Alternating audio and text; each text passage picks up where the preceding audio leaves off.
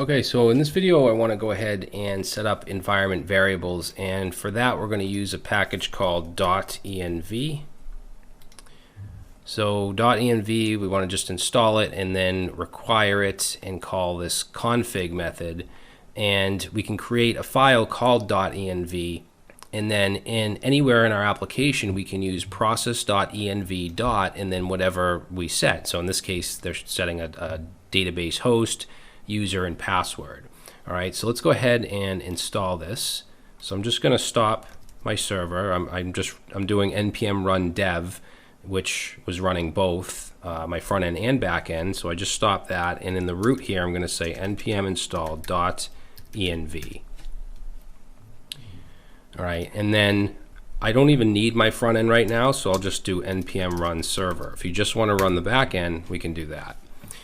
So let's see, let's go into our server.js, and here we want to bring in .env. So let's go right here and say const .env. In the next video we're going to switch to ES modules as well, so we don't have to keep doing this require syntax. So .env, and then we'll go right above where we initialized express and say .env.config, like that. Now we do need to create a .env file, so let's go to our, right in the root here, I'm going to create a file called .env, and this is where we can define any environment variables. So any API keys or stuff like that, any token secrets you want to put in here. I'm going to put my node env, my node environment in here, which I'm going to set to development, and then I'm also going to set my port in here to 5000, and I'm going to save that. Now, in order to, whenever you add a new environment variable, you just want to restart your server. And then let's go into our server.js and let's try it out. So down here, you can see I just have 5000 hard coded in there. What I'm going to do instead is say const port and set that to whatever is in my .env, and we can do that with process.env. And this is going to be the port. Now I also want to put an or here, so or meaning if that's not found, then use port 5000. Okay, and then down here we'll say port, and over here let's change this to backticks,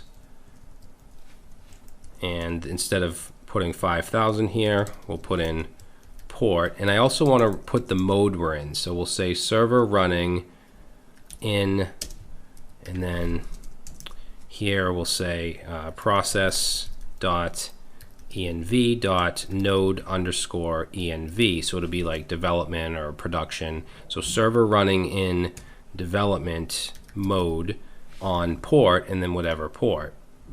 All right, now let's save this, and down here you'll see it says server running in development mode on port 5000. So it's reading that port and it's reading the node environment from the .env file, and now we can use this syntax with any environment variable throughout our whole application. Now, one thing you want to make sure of is that your .env file, if it has sensitive information, you want to make sure it's in the git ignore. And you can see we have it right here. So if you don't have that, just go ahead and add it, because if you push to GitHub or Bitbucket or something like that, you don't want people to see what you have in there, because normally you'll have token secrets and API keys and database strings. You don't want that stuff shown to the public. So make sure that you don't have that in your repo.